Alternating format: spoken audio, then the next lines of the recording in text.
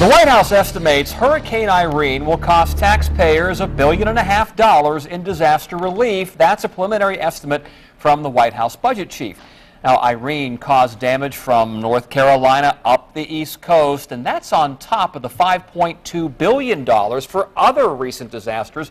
That includes those tornadoes which leveled much of Joplin, Missouri. Well, if you haven't read the fine print on your insurance policy, you may be in for an expensive, eye-opening experience. Hurricane clauses kick in after the National Weather Service issues hurricane warnings for Hampton roads. As Andy Fox reports tonight, hundreds of you are finding out high hurricane deductibles, well, really how high they can be, right, Andy? Tom and Stephanie, it was a devastating hurricane. I mean, look at this. You can see inside the house in that previous video. I mean, there's an upstairs bathroom. You could see inside the houses. It was a terrible hurricane. Hurricane Irene affected 50 million people along the East Coast, costing billions of dollars in damage. Insurance companies got slammed, and so did many residents.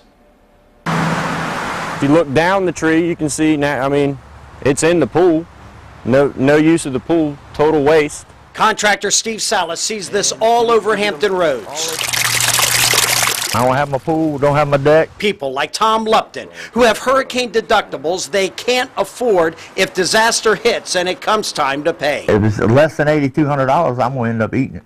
Lupton says he cannot afford to pay the deductible to fix the pool. Lupton has dwelling protection of $164,000 on his home. His hurricane deductible is high at 5% of that, or $8,200. Most have hurricane deductibles at 2% or 1%, much less. Look how much less Lupton would have to pay if that were his case. I won't have a swimming pool, won't have the decks. Nussbaum insurance agent Megan Parody explains why we have hurricane insurance clauses in our policies. We're due for a big one, and that's their concern. That's their worry, more so than any other type of losses around in this area. They're afraid we're going to get hit with a big Category 5. It's going to wipe us off the map. Of all the different companies Parody does business with, only Encompass Insurance requires sustained winds of 74 miles an hour before the hurricane clause kicks in. Irene never hit 74 in Hampton roads. Because the National Weather Service did not have sustained winds in Virginia of 74 miles an hour or greater, their deductible was just a standard deductible. It was not the hurricane deductible. Now remember, Lupton must pay $8,200 before insurance kicks in. Parody says not the Encompass customers. They paid their standard deduction, much less. They didn't have to pay their hurricane deductible. They paid a $500 or $1,000 deductible, whatever deductible they had for damage. Whereas the average person would have had a 1, 2, or maybe a 5% deductible for hurricane because we were under hurricane watch or warning.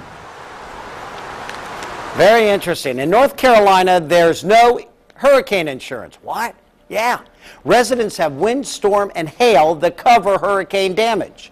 The North Carolina Insurance Underwriting Association insures properties where homeowners have not been able to find coverage elsewhere, so everyone can find some type of insurance. And we've seen what's happened in Hatteras Island. Yeah. You need insurance, and you need it bad. But technically, though, this was not hurricane damage because the wind speed was below 75 miles an hour. Right, but 65 can still do a lot of damage, and that's right. where the point that she brought up about Encompass is saying you've got to be at 74, otherwise standard deduction $500 or $1,000. Encompass could be getting a lot of calls, I think. Thanks, Andy. Right. Just reporting it.